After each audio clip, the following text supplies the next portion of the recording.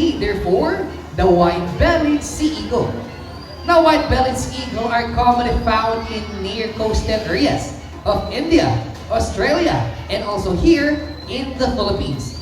Now, white-bellied sea eagle are the second largest eagle here in the Philippines, with the wingspan that could reach up to 2.2 meters.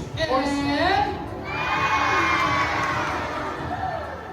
fly! What is Veggie-Mar? Ayan na sila Veggie-Mar. Ayan, guys.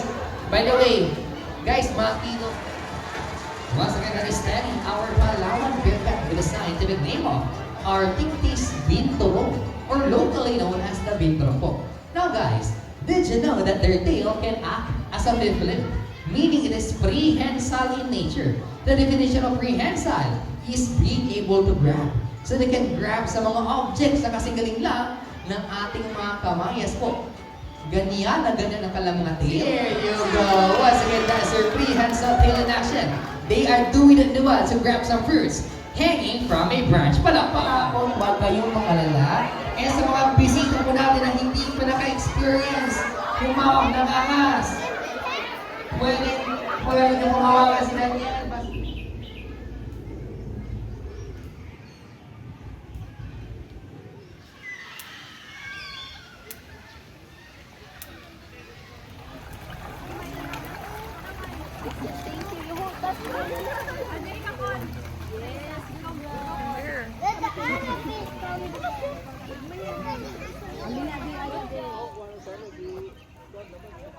Ay, sumbara sa bawah, wag ani. Abay, di. Ha? Sikat ka.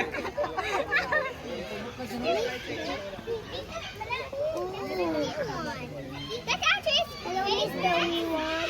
Hindi, take action.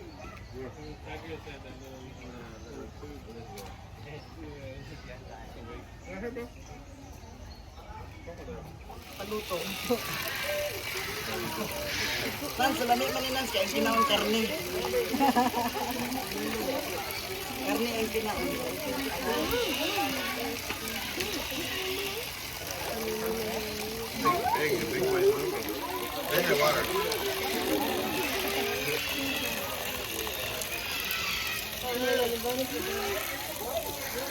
I like the crunch.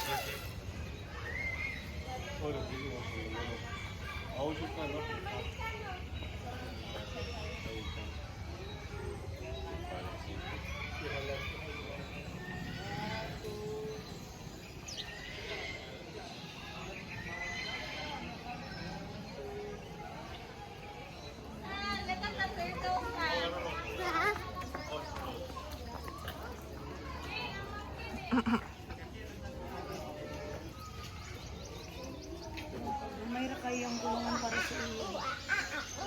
Kita may ginamit sa Japan love. Kuhan niya siya, kung gibuyan siya. Ay, ka na marag yung forest pag nang dito.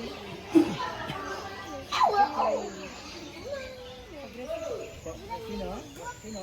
Gato sa data na. Mom.